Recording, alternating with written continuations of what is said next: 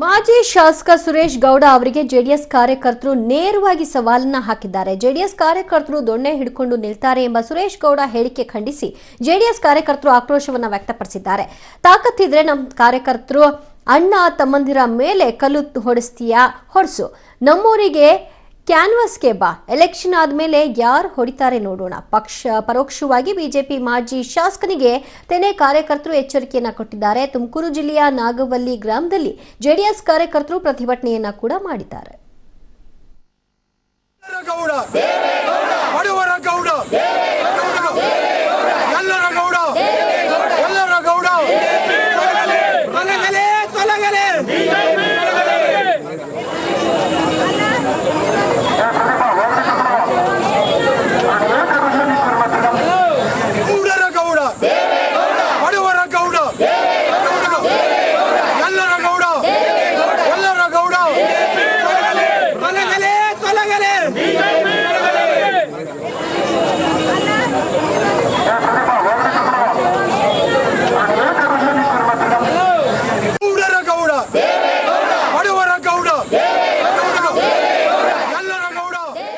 ಮಾಜಿ MLA ಅವರಿಗೆ ನೀನು ತಾಕತ್ತಿದ್ರೆ ನಮ್ಮ ಕಾರ್ಯಕರ್ತರು ನನ್ನ ಅಣ್ತಮ್ಮದ್ರ ಮೇಲೆ ಕಲ್ಲು ಹೊಡಿಸ್ತೀಯಾ, ನೋಡೋಣ ಹೊಡ್ಸು, ನೀನು ಇನ್ನೊಂದು ಊರಿಗೆ ಇನ್ನು ಕ್ಯಾನ್ವಾಸಿ ಬಾ, ಯಾರು ಹೊಡಿತಾರೆ ಈ ಎಲೆಕ್ಷನ್ ಆದ್ಮೇಲೆ.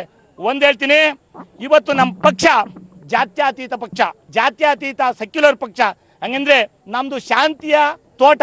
ಆದ್ರಿಂದ ನಮ್ಮ ಪಕ್ಷದಲ್ಲಿ ಎಲ್ಲ ಜಾತಿ ಜನಾಂಗದ ಮತದಾರರು ಇದ್ದೀವಿ, ಸಮಾನತೆಯಿಂದ ಇದ್ದೀವಿ. ಶಾಸಕರು ಅದನ್ನ ಹೇಳ್ಕೊಟ್ಟಿಲ್ಲ. ನಮ್ಮನ್ನ ಬೆಲ್ಲದಾಗ ಹೊಡಿತೀವಿ ಗೊತ್ತಾ, ಅವ್ರು ಕಲ್ದಾಗ ಹೊಡೆದ ಬೆಲ್ಲದಲ್ಲಿ ಹೊಡಿತೀವಿ. ಯಾಕೆಂದ್ರೆ ಅವರು ಹೇಳ್ಬೋದಷ್ಟೇ ನಾವು ದೊಣ್ಣೆ ಹೊಡಿತೀವಿ ಅದ್ರ ಹೊಡಿತೀವಿ ಅಂತ. ನಮ್ಗೆ ಆ ಶಾಸಕರಾಗ್ಲಿ ನಮ್ಮ ಪ್ರಧಾನ ಮಂತ್ರಿ ಏನಾಗಿದ್ದಾರೋ ನಮ್ಮ ದೇವೇಗೌಡ ಅಪ್ಪಾಜಿ ಅವರು ಅದನ್ನ ಯಾವತ್ತೂ ನಮ್ಮ JDS ಪಕ್ಷದಿಂದ ಹೇಳ್ಕೊಟ್ಟಿಲ್ಲ.